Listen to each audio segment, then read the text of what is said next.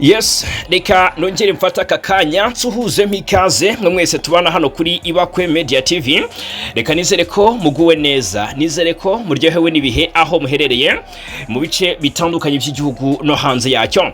Mbere yuko twinjira mu makuru yacu turibanda ku mutekano ku butaka bw'Urasirazuba bw'igihugu cya Kongo.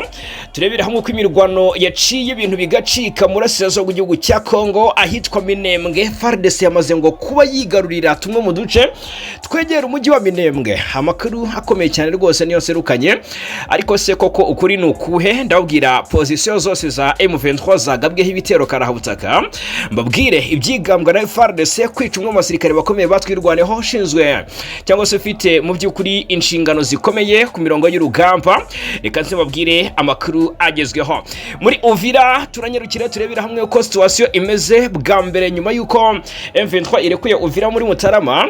Hari agace kagabweho ibitero karabutaka, ndetse mu by'ukuri ibyo bitero byashegeshe cyane ibirindiro bya FARDC na FDNB, bikaba ari ibitero bivuga ko byagabwe na M23. Ndaje mbabwire kuri aya makuru 5 kuri 5. Munyemerere tuze kurebera hamwe uburyo Kongo igiye gucikamo ibice: Kivu y'Amajyaruguru, Kivu y'Amajyepfo mu by'ukuri, ndetse n'ibindi bice nka Katanga, Chopo, Ituri na Uele. Ibi bice byose bigiye kwigenga, ndetse utibagiwe na Maniema. Ubitangaza hari icyo ashingiraho, hari amakosa Tshisekedi ngo ari gukora cyangwa se akoze ashobora gutuma mu by'ukuri ibi bice nk'ubwiye haruguru biza kwigenga, dore ko rwose amabara y'ibendera yamaze gukusanywa. Hakaba ushobora gukurikiraho rero gucapwa kwayo, agatangira kazamurwa, igihugu kigenga mu Burasirazuba bwa Kongo kikaboneka. Reka nze mbabwire ibyo ari byo. Ese hasabwa iki kugira ngo habeho gucikamo ibice kw'igihugu? Hanyuma ariko niki gisabwa kugira ngo ibyo byose bigerweho, imiryango mpuzamahanga ibyumve? Reka nze mbabwire no mu buryo bw'usesenguzi 5 kuri 5 kugira ngo abatwumva, abadukurikiye aho baherereye hose bamenye icyo M23 isabwa kugira ngo igire igice cyayo kigenga. Ibi byose Tshisekedi ngaraza kubigiramo uruhare. Umwe mu bakomeye cyane nibyo atangaza, ndaje mbabwire uwo ari we. Hanyuma ndagira ngo mumbwire Tshisekedi ufata wo Burasirazuba bw'igihugu cya Kongo nk'abanyamahanga biragenda bite? Iyi video ni mugera harabibona ate? Nawe ari muri Amerika yitabiriye imikino y'igikombe cy'isi, by'umwihariko ubona ko yari yambariye kujya gukurikiranira umukino hafi igihugu cye cya Repubulika Demokarasi ya Kongo cyagombaga kwesurana n'igihugu cya Politike n'imikino y'amatsinda y'igikombe cy'isi. Umukino wanagenze neza rwose kuko Portugal yafunguye amazamu ku gitego cya Joro, ariko Kongo iza kukishyura. Reka tuze turebe mu by'ukuri, ese nimwumbwire mukurikije iyi video, ndagira ngo mutange ibitekerezo. Aba ni abaturage bo mu mujyi wa Goma, ni muri no Kivu, ni babandi bitwa abatutsi, ni babandi bitwa abanyamahanga, ni babandi bitwa ko mu by'ukuri badakwiye kuba bahabwa uburenganzira, ni babandi batumvwa batarira ngo bahozwe, ni babandi bahora mu by'ukuri bicwa umusubirizo, ni babandi M23 iri kurwanira. Nabo bari kwishimira intsinzi Tshisekedi nawe yishimiye.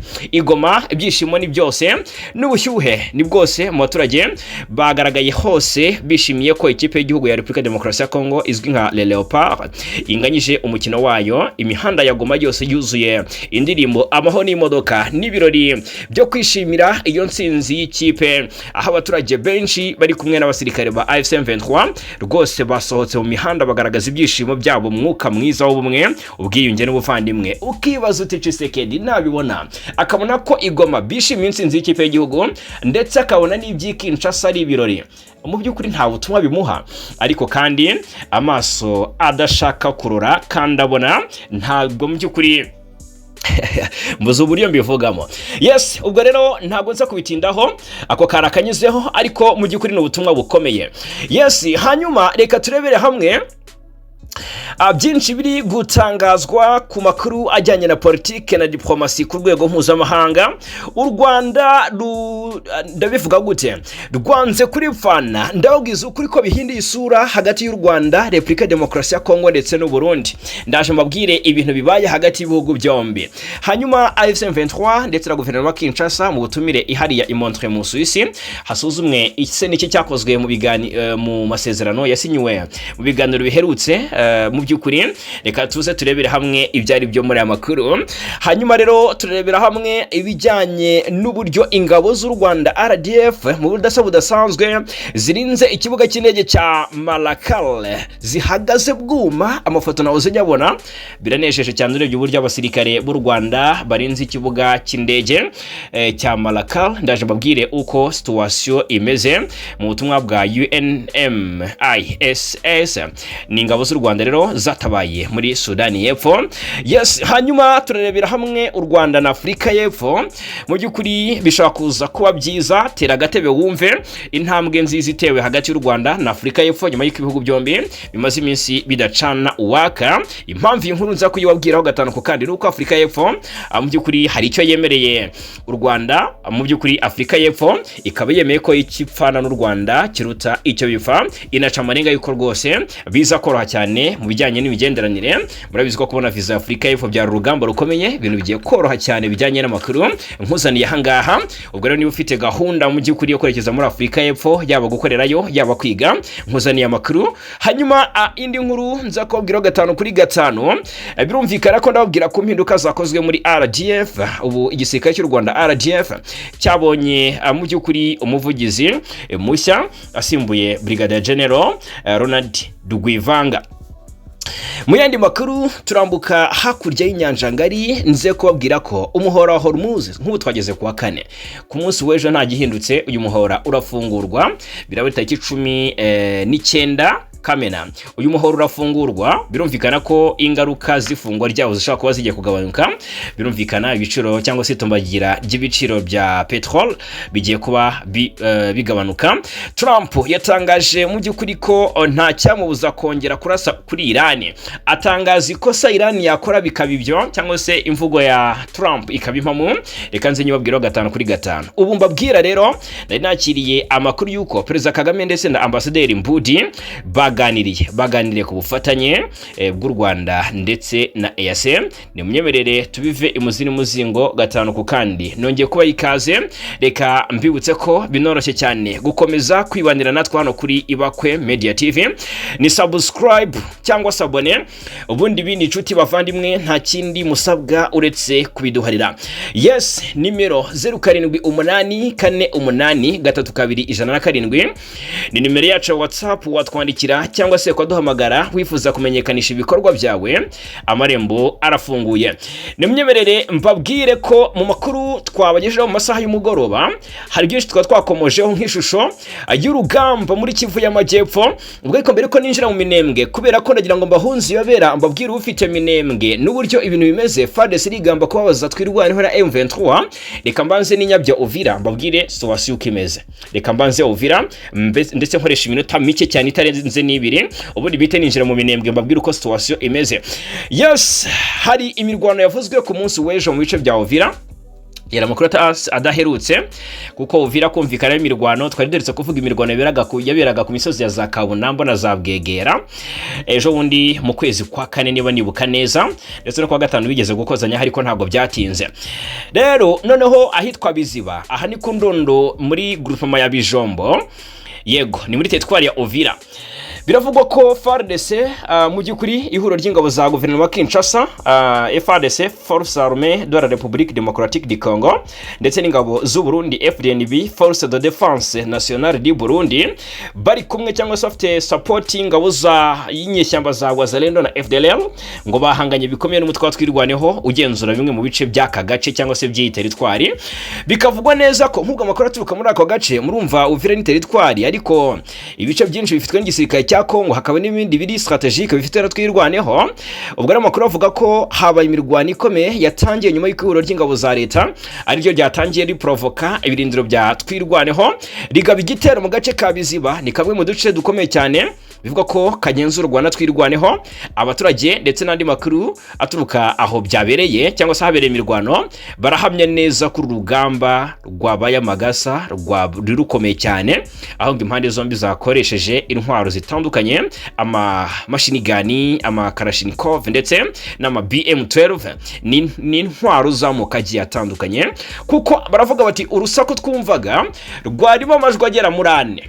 nuko ngo imbunda bitewe n'uburyo n'urwego rwayo ntabwo isoundinga nk'indi batera dukeka ko amajwi twumvise amoko ane twumvise amajwi asobanuye ko hashobora kuba hakoreshejwemo intwaro zigiye zitandukanye ariko bakavuga bati ni FARDC bagahamya neza ko ari FARDC na FDNB baprovotse ibirindiro byatwirwaneho muri aka gace ka Biziba bakavuga neza ko rero mu by'ukuri aya makuru y'urugamba yari amakuru ateye ubwoba ndetse hari n'amashusho bagiye bafata baje no kuyanyoherereza ndetse nagiye kubona mbona hari n'umutaramu ugize gutya ampa icyo nakwita voice note cyangwa se ubutumwa bw'amajwi kuri WhatsApp atibwira abantu bacu cyangwa se ba Iba ku Media TV ibiri kubera ahangaha iwacu mu by'ukuri yangaragarizaga uburyo ingabo z'u Burundi ahangaha ziri kurwana inkundura kugira ngo zirukane twirwaneho muri aka gace ka Biziba ndamubaza se impamvu ni iyihe ati ntago mbizi kuko Biziba nta nubwo ari ahantu hari strategique cyane ku buryo wavuga ko hari abangamiye cyane igisirikare cy'u Burundi atari ko birashoboka ko coalition yaremenya amakuru ko twirwaneho iri kugerageza gutegura ama operation yo kugaba ibitero n'ubundi ahari FARDC ntise nahahe ati ndaza kukubwira ibyari byo mu by'ukuri avuga ko habaye imirwano ikomeye cyane hagati y'impande zombi FARDC, FDNB, Wazalendo, FDLR ngo bagaragaye basubira inyuma yo kugabwa bitero natwirwaneho ibasubiza inyuma cyangwa se yo yarashe isubiza inyuma coalition yari provote cyangwa se yari kubaganiye noneho bigaragara ko FARDC cyangwa se coalition yasubiye inyuma igaruka mu bice bimwe na bimwe itakaza position ya Kaziba ya Biziba murambabare bikavuga ko Biziba ubaka kanyisha kubirimo MLDP twirwaneho iyi Biziba ni kamwe mu duce tw'ingenzi mbona atigeze kabiriza avuga ko kari ku ndondo muri groupement ya Bijombo ni hafi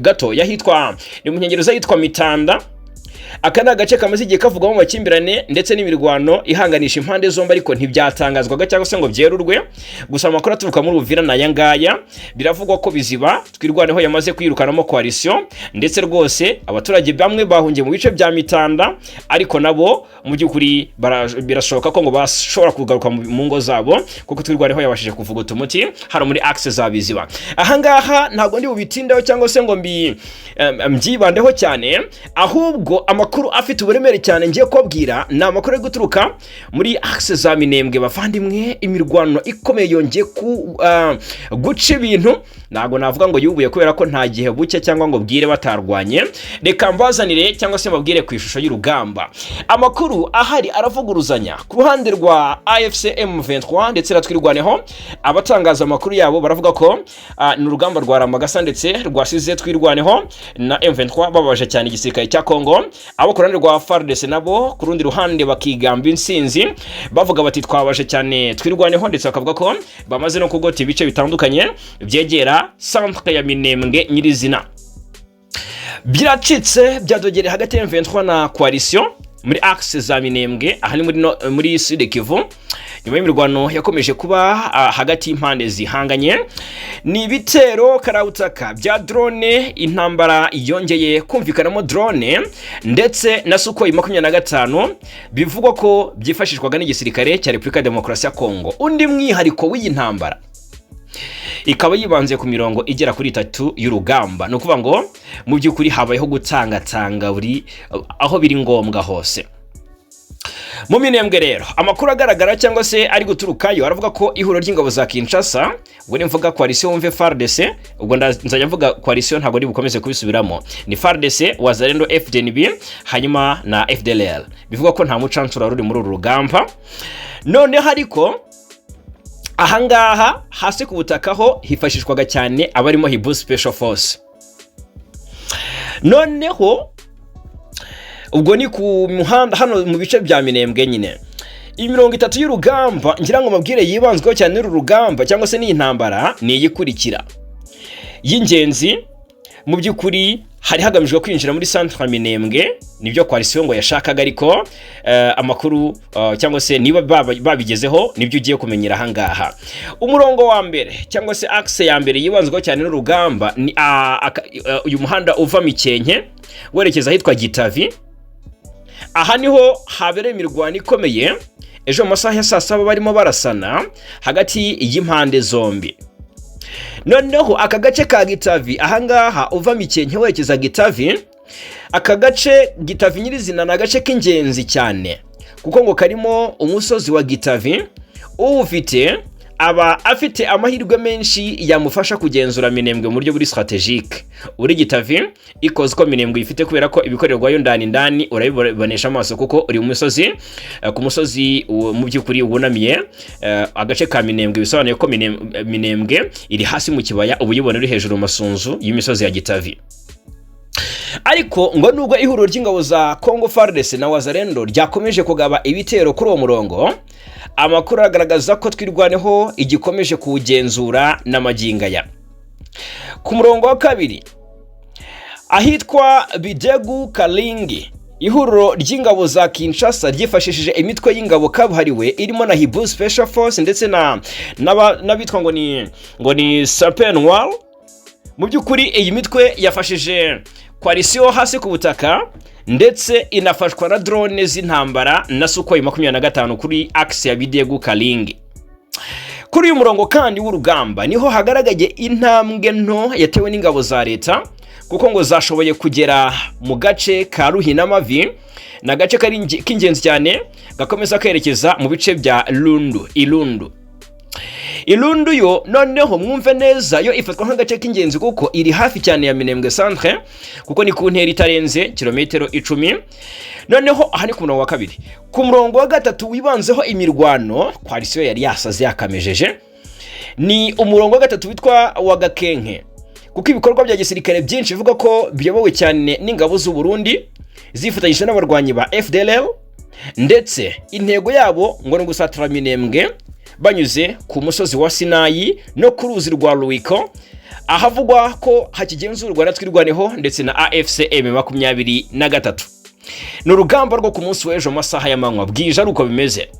Mbere gato muri Kivu y'Epfo cyangwa se muri za axe za Lundu hari habaye imirwano ku munsi wo kwa kabiri.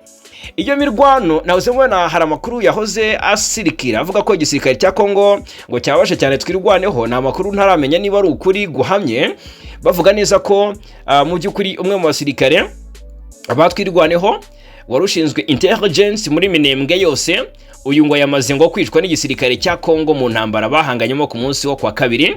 Ariko nahoze mbona mubimbaza, ariko ko ntago navuga ko ari ukuri kuko ntago ari amakuru nakoreye ubugororangingo. Yitwa Colonel ngo Serugabo ngo uyu bashaka ko baramwishe ku munsi wo kwa kabiri. Nkomeje kubaririza amakuru y'ukuri kuri inkuru.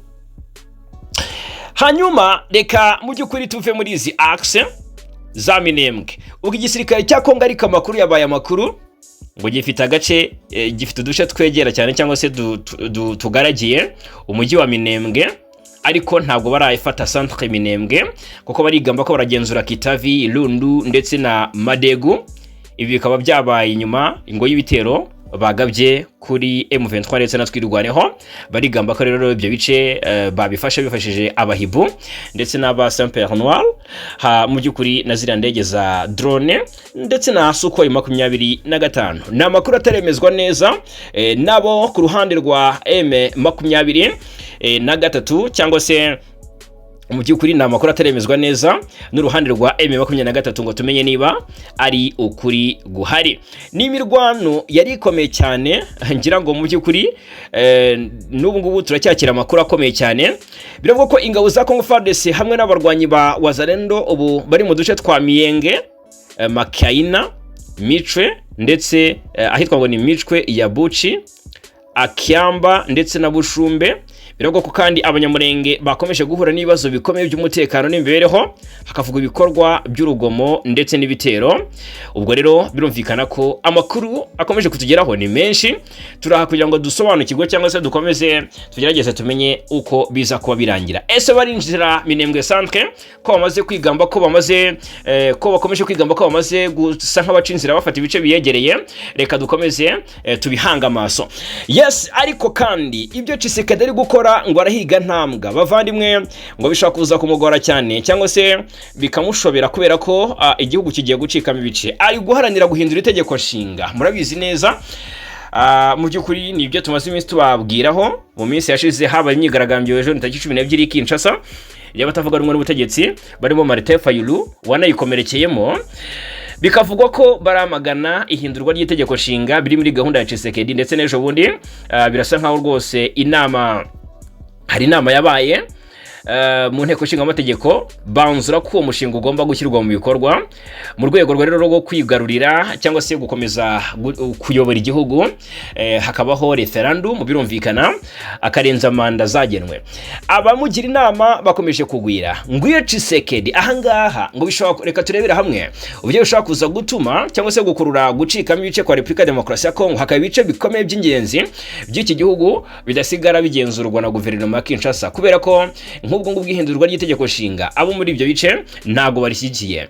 Biravugwa neza ko Tshisekedi aramutse ahinduye itegeko nshinga, amabendera ya Repubulika ya Kivu asanzwe ari mu bikorwa byo gucapwa ngazazamurwa muri Kongo y'Iburasirazuba, aho abaswahili bazashinga igihugu cyabo kigizwe na Kivu y'Amajyaruguru, Kivu y'Amajyepfo ndetse na Maniema, intara y'Iburasirazuba, Chopo, Ituri ndetse na Uele ndetse na Katanga. Ibi bikaba ari ibitangazwa na Patrick Mundeke. Uyu ni Patrick Mundeke. Reka turebera hamwe n'umwe mu bakomeye cyane mu by'ukuri bafite n'amateka muri Republika Demokarasi ya Kongo, n'umwe mu banyapolitiki bakomeye. Ariko se ndibaza birasaba iki? Ntabwo ari we gusa utangaza ko igice cy'Iburasirazuba bwa Kongo kigomba kwigenga, ndetse akagaragaza ko Tshisekedi nahindura itegeko nshinga biza kurangira iki gice cy'Iburasirazuba bwa Kongo kigize ubwigenge bwacyo. Hari na Colonel Nanga, coordinateur wa Alliance Fleuve Congo, Bertrand Bisimwa, ndetse n'abayobozi batandukanye ba M23 bagiye babitangaza, ariko bakavuga ko binashoboka ko bakoraho ubutegetsi buriho, birumvikana. Ariko reka turebe M23 iri ku rwego rwo kuba mu by'ukuri yatuma Kongo icikamo ibice, hakaba igice kigenga ari nacyo iyobora. Ese ubundi bisaba iki? Mu rwego rwa international law cyangwa se amategeko mpuzamahanga, igihugu ntigicikamo ibice kubera gusa ko hari abantu babishaka cyangwa se bacapisha amabendera nk'uko uyu Mundeke yabitangaje, kugira ngo habeho icyo nakwita kwitandukanya n'igihugu cyangwa se ngo havuke igihugu gishya. Mu by'ukuri hakenerwa ibintu byinshi bikomeye. Mu by'ukuri nk'icyambere naheraho, hakenerwa kugenzura ubutaka cyangwa se effective control, byumvikane ko ari mu buryo bunoze. Ese ubutaka ugenzura, reka tuvuga nk'umutwe wa M23, ibice ufite birangana iki, bifite ubuhe buremere, hanyuma ariko kandi abaturage iyoboye bayumva bate. Iki ni kimwe mu byibandwa, kuko itsinda rishaka kwitandukanya rigomba kuba rifite ububasha busesuye ku butaka rivuga ko ari ubwaryo, rikagenzura umutekano, rigasoresha. M23 ibyo byose irabikora, hanyuma ariko rigashyiraho n'ubuyobozi n'inzego za leta. Mu mazi iminsi mwumva ibijyanye n'inzego za leta, inzego z'ubuyobozi M23 imaze iminsi ishyiraho muri Kivu y'Amajyepfo, abameya, ababurugumesitiri ndetse n'abandi bagiye mu by'ukuri batandukanye. Twagiye tubigarukaho yaba muri Kivu y'Amajyaruguru ndetse na Kivu y'Amajyepfo. Nuko ngo ubuyobozi bwa M23 bwo biragaragara ko ubuyobozi bwishimiwe, ndetse n'uburyo abaturage barinda umutekano n'igisirikare aha naho ni wonderful. Ariko kandi ntabwo ibyo bihagije gusa. Icyo nakwita population and governance, cyangwa se hagomba kuba hariho mu by'ukuri iryo tsinda cyangwa se nka AFC M23 nyirizina irasabwa kuba ifite abaturage bayishyigikiye, ndetse n'inzego z'ubuyobozi zikora nk'iza leta, zikora nka government institutions. Aha naho M23 cy'umutwe yaragitsinze kubera ko hari guverineri nka Bahati Musanga Erasto ku ruhande rwa Kivu ya ruguru, hanyuma hakaba guverineri wa Kivu y'Amajyepfo nka Busubwa Ngwi Patrick. Ahangaha mu bijyanye ndetse bakagira n'abungiriza. Mu by'ukuri mu bijyanye n'ubuyobozi ho M23 yagiye yubaka inzego, ndetse uko bwije no ko bukeye genda ivugurura biganisha ko kuba abaturage bagomba kuba bagize gute, banogewe n'ubuyobozi bafite. Ikindi cya gatatu AFC M23 mu by'ukuri ikwiye kuba yarebaho, nicyo nakwita nka recognition, cyangwa se kuba iyo gahunda yayo yamenyekana, kuko nubwo atari itegeko rikomeye risabwa mbere, igihugu gishya kigira amahirwe menshi iyo cyemewe n'ibindi bihugu bikomeye, birumvikana nk'umuryango w'abibumbye, United Nations, ni cyangwa se imiryango mpuzamahanga ndetse n'akarere nka AU cyangwa se African Union n'indi miryango n'ibyo bihugu bikomeye byigize ibifi binini. Icyo nakwita ni cyakane nabyita nka self determination ndetse na territorial integrity cyangwa se ubwo ni muri dipolomasi birumvikana hakabaho ihangana hagati ya right to self determination cyangwa se uburenganzira bw'abaturage bwo kwigenga no kwigenera ejo hazaza habo, nicyo nakwita territorial integrity cyangwa se nkabisobanura nko kurinda ubusugire bw'igihugu gisanzwe. Aha niyo mpamvu rero ibihugu byinshi bitinya gushyigikira kwitandukanya kw'akarere runaka kuko babona ko hashobora kuba harimo icyo nakwita risk uburyo bumwe cyangwa ubundi bikagira ingaruka mu by'ukuri zitari nto ku baturage. Birumvikana nagwa nk'urugero nka South Sudan ni igihugu cyakomotse kuri Sudan, byabaye muri 2011. Burumva ko hashize imyaka hafi 15 gutyo Sudan y'epfo yigenga. Ubwo byavuye kuki nyuma y'intambara yamaze imyaka myinshi hagati ya Sudan ndetse na Sudan ariyo South Sudan y'ubu, habayeho icyitwa referendum cyangwa se amatora yo kwemeza cyangwa se kwanga kwitandukanya. Noneho abaturage mu by'ukuri bijyanye no kuba barabyumvaga neza, abaturage barenga 98% batoye kwigenga. Ese naho murasirazuba bwa Kongo batora kwigenga? Reka tubyibaza. Ese koko abo murasirazuba bwa Kongo habayeho icyo nakwita amahanga agaterana, hakabaho request yo kuvuga ngo burasirazuba bwa Kongo bwigenge, amahanga aterane abyemeze? Ese habaye ngombwa ko iturufu yonyine yatuma bigerwaho ari uko abaturage batora iryo teka? Mu by'ukuri abaturage bahitamo ko burasirazuba bwa Kongo bwigenga, yes or no? Abari kubana natwe ahangaha cyangwa se abo turi kumwe aka kanya ni mu bitekerezo. Ubwo rumvikana ko muri Sudan nk'urugero muri 2011 abaturage rwose habayeho referendum birangira abagera kuri 98% batoye kwigenga, maze Sudan y'epfo igihugu cyemewe n'isi yose irigenga. Muri Eritrea, reka mbibutse muri Eritrea mu mwaka w'1993 Eritrea yamaze imyaka myinshi irwana na Ethiopia muri 1993. Byari nyuma yo gutsinda ndetse no kugirana amasezerano, habayeho referendum maze Eritrea irigenga kuko Eritrea ni igihugu cyakomotse kuri Ethiopia buriya. Hanyuma reka mbaho urugero nka Kosovo mu mwaka wa 2008. Kosovo mu mwaka wa 2008 urumva ni nubwo ari kera, Kosovo yatangaje ubwigenge ku ruhande rumwe, icyo nakwita mu rurimi rw'icyongereza unilateral declaration of independence, cyangwa se ubwo icyo gihe ibihugu byinshi byo mu Burayi na Amerika byagize gutya birabyemeza, ariko ibindi nka Serbia, Russia n'Ubushinwa nukuvuga ngo ntabwo ibihugu byose byakwemeza ubwigenge bw'igihugu runaka cyangwa se byahuriza ku cyemezo kimwe, kuko ibihugu nka Russia, Serbia, Ubushinwa bitigeze byemera ko Kosovo igihugu kigenga kuko ni igihugu gifite icyo nakwita partial recognition. Somaliland imaze iminsi ivugwa cyane kuva mu mwaka w'1991 mu by'ukuri yigenze nk'igihugu cyangwa se yabaye igihugu kigenga, ifite leta, amafaranga n'ingabo, ariko ntiremerwa n'ibihugu byinshi. Ibi byerekana ko mu by'ukuri effective control alone is not enough.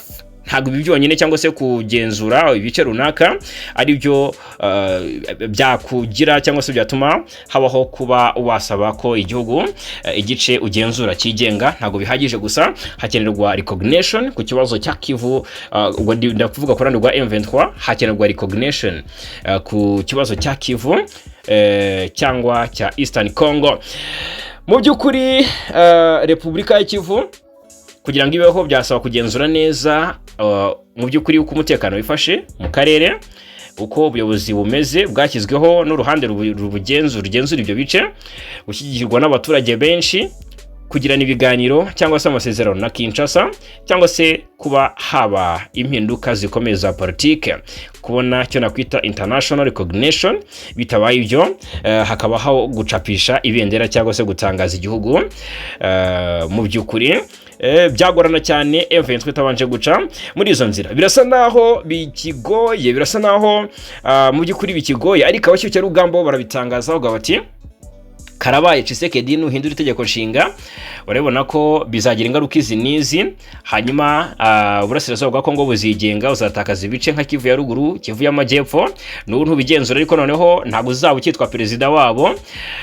Nta kintu na kimwe uzaba ukivuze. Intara nka Chopo, Ituri, ahitwa za Maniema, aho hose ugomba guhita uhibagirwa. Patrick Mundeke yasaga nk'umujwi buramubwira ati mu by'ukuri ukwiye gucisha make kubera ko akawe gashobora kuba kashobotse anytime wakomeza kwigira inkunguzi muri ubwo buryo.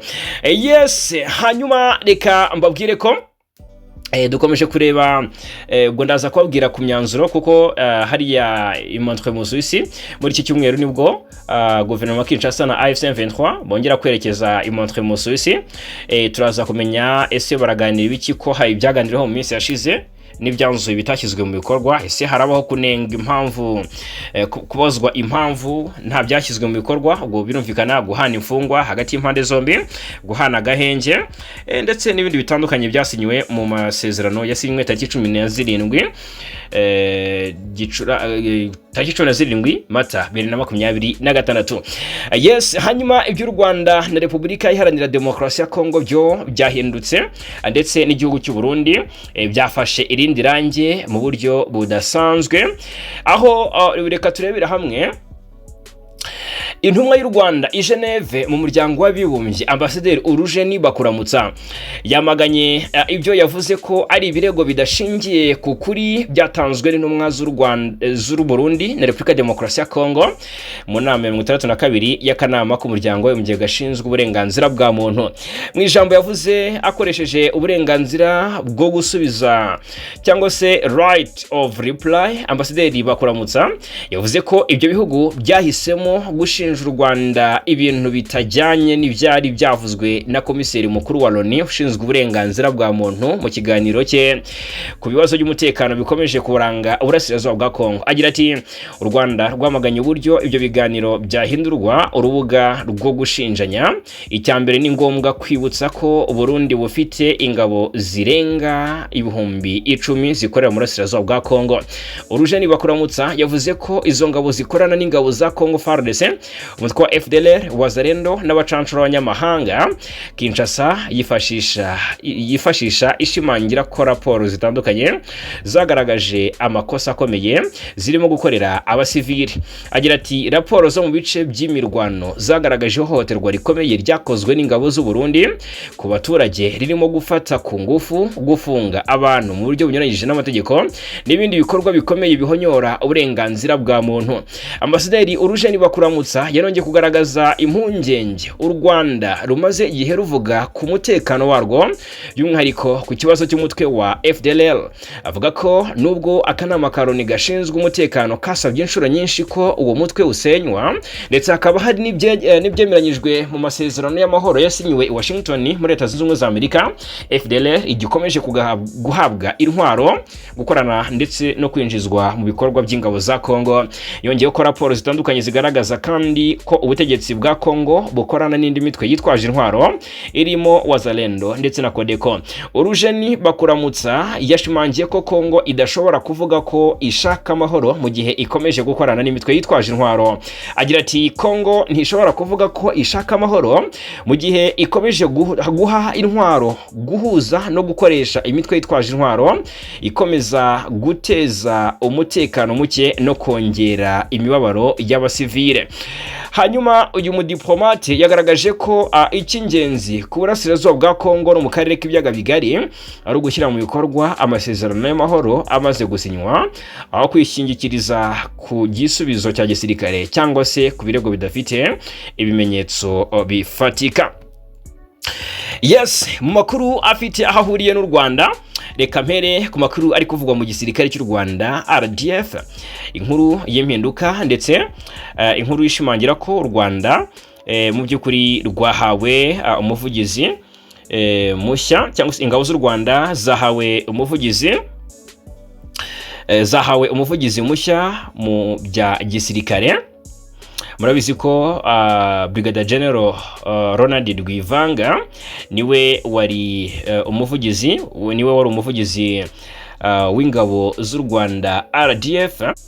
Ni ku munsi w'ejo rero tariki 17 Kamena, Perezida Kagame akaba n'umugaba w'ikirenga w'ingabo z'u Rwanda yashyizeho Brigadier General Politike ku mwanya w'umuvugizi w'ingabo z'u Rwanda. Karuretwa yasimbuye Brigadier General Ronald Rwivanga uherutse gutorerwa inshingano nshya zo kuyobora umutwe w'ingabo za Afurika y'Iburasirazuba zihora ziteguye gutabaraho rukomeye ni EASF cyangwa se East African Standby Force.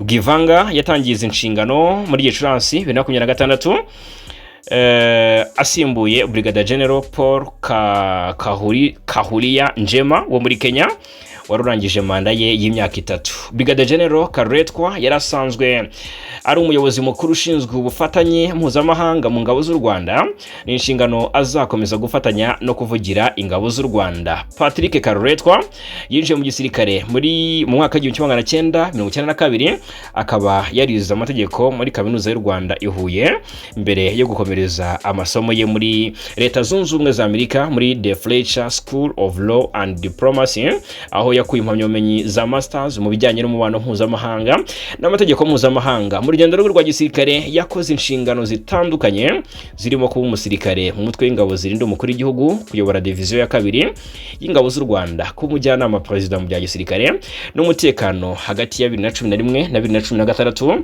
no kuba perezida w'urukiko rukuru rwa gisirikare.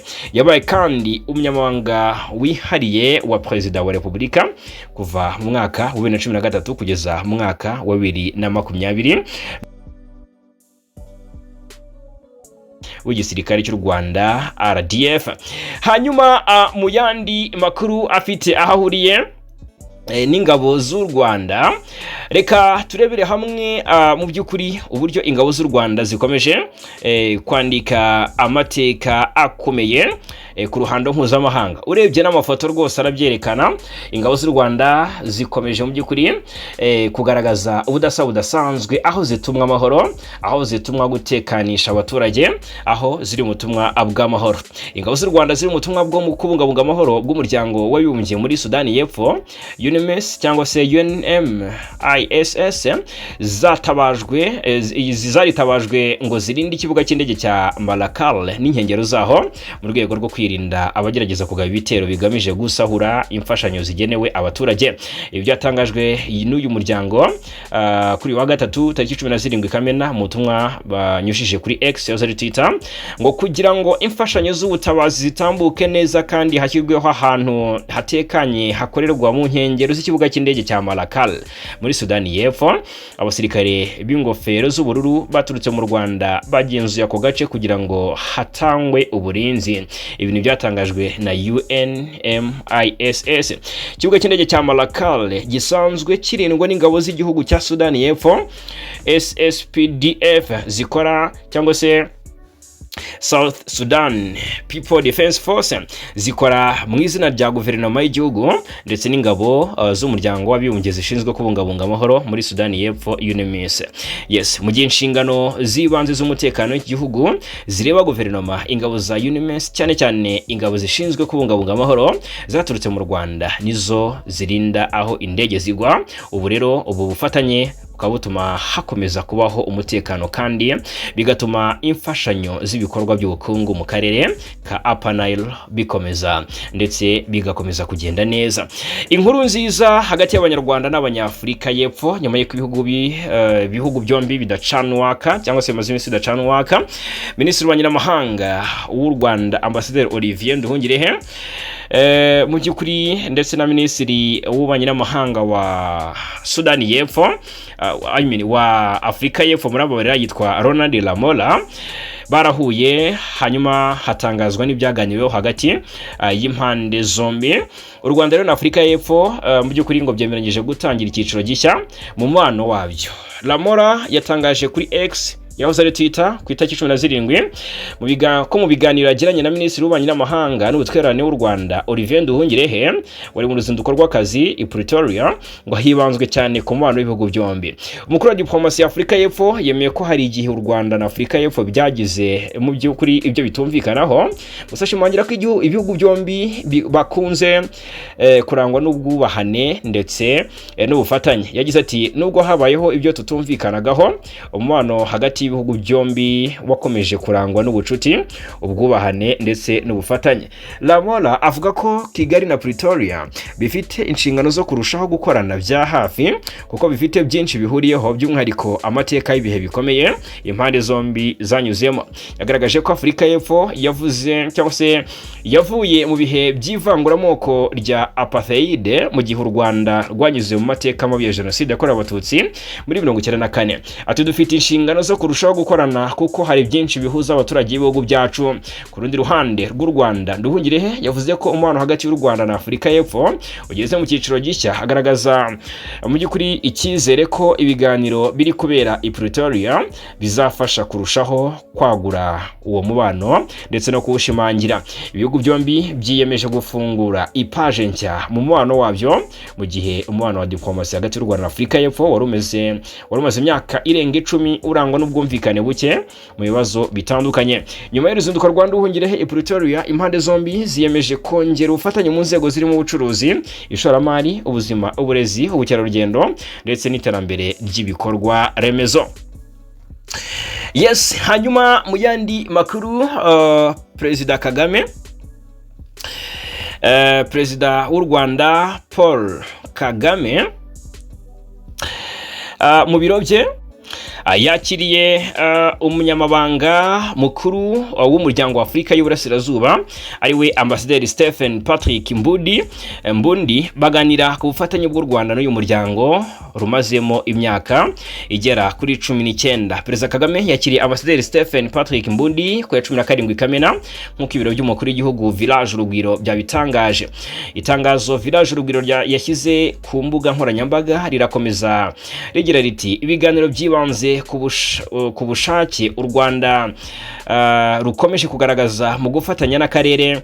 Inama rusange ya 25 y'abakuru b'ibihugu bigize umuryango wa Afurika y'Uburasirazuba EAC yateranye ku ya 7 Werurwe uyu mwaka, nibwo yagize Ambasaderi Stephen Patrick Mbundi umunyamabanga mukuru wa EAC asimbuye umunyakenya Veronica Nduva wari wagiye muri uyu mwanya kuva mwaka wa 2024. Ambasaderi Stephen Mbundi azamara imyaka 5 kuri uyu mwanya kugeza mwaka wa 2031. Yitezweho gushyira imbaraga mu bufatanye mu bya diplomasi mu bihugu bigize uyu muryango no gushyira imbaraga mu kwihuza k'umuryango. Mbere yuko ahabwa izi nshingano yari umunyamabanga uhoraho ushinzwe ibikorwa bya EAC muri Minisiteri y'Ububanyi n'Amahanga ya Tanzania. Kugeza ubu EAC ibarizwamo ibihugu birimo Rwanda, Uganda, Tanzania, Kenya, Burundi, Repubulika ya Demokarasi ya Kongo, Sudani y'Epfo ndetse na Somalia. U Rwanda rufatanya n'ibihugu bya EAC mu nzego zitandukanye, haba ubukungu, umutekano n'izindi nzego zigiye zitandukanye. Hakurya y'inyanja ngari ku munsi w'ejo n'amakuru twagarutseho, reka nongere mbibutse ko hatagize igihinduka rwose ku munsi wo kwa gatanu tariki 19 umuhora Hormuz ushobora gufungurwa rwose nta kabuza nk'uko byatangajwe na Vice President wa Amerika JD Vance. Yari yavuze ko President Trump ashobora gushyira hanze amasezerano y'ibanze agamije guhagarika intambara na Iran mbere yo kuwa gatanu, mu gihe abandi bayobozi bavuze ko nyuma y'ayo masezerano umuhora Hormuz ushobora guhita unafungurwa. Icyo gihe Vance cyangwa se Vice President wa Amerika JD Vance agasobanura ko ayo masezerano ari inyandiko ngufi y'urupapuro rumwe n'igice ikubiyemo imirongo migari y'iby'impande zombi zumvikanyeho. Aho abayobozi bakuru ba Amerika bavuga ko kimwe mu biteganyijwe ari uko umuhora wa Hormuz unyuzwamo igice kinini cy'ubwikorezi bwa petrol ku isi uzongera gufungurwa ku munsi wo kwa gatanu tariki 19 Kamena. Nabwo ayo masezerano mu by'ukuri naba yasinywe kuko n'amasezerano azashyirwaho umukono i Geneve mu Busuwisi. Ubwo rero akaba himboga noneho Trump abantu bavuze bati wasanga yemeye ko intambara yamukomeranye yatsinzwe, akabatangiye koroshya ibintu, ariko yongeye kugaruka avuga ko aya masezerano Amerika yemeranyije na Iran azashyirwaho umukono tariki 19, ari nabyo byakomojweho ko uyu muhoro ushobora guhita ufungurwa. Ariko hari ikosa Iran yakora ikarizira. Trump ati hari ikosa Iran yakora ikarizira, nawe ubwe yizeje abisi yose ko ejo tariki 19 hazashyirwa umukono ku masezerano.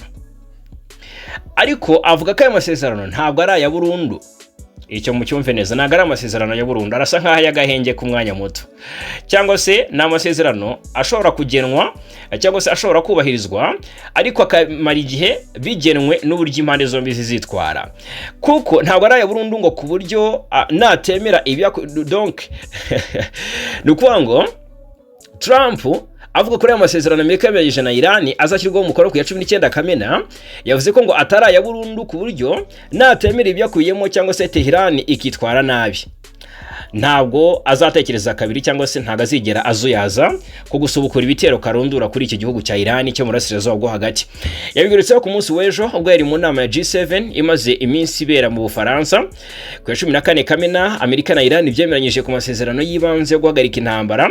Aya masezerano azasinyirwa mu Busuwisi ku wa gatanu, azamara iminsi 60 aho impande zombi zizaba ziga kubyo zemera kugira ngo hagerwe ku masezerano ya Burundi. Na amasezerano arimo ingingo zitandukanye zirimo gusaba Iran kuzibukira intwaro kirimbuzi, gusaba ibyangijwe na Iran mu byukuri no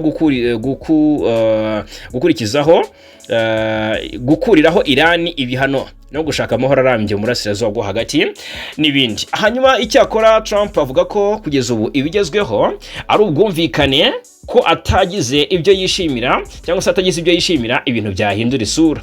Ati ni amasezerano y'ubwumvikane, ati rwose nintayakunda tuzasubira kurasana, ati tumishe ibisaso ku mitwe yabo, ati nintayemera nibitwara nabi tuzasubira kubamishaho ibisasu, ati birumvikana.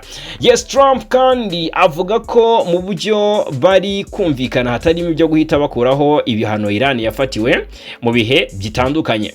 Agaragaza ko ubutegetsi bwe bwagize uruhare mu masezerano atandukanye, agaragaza ko ari amasezerano akomeye kabone nubwo abantu benshi batabashaga kubisobanukirwa neza.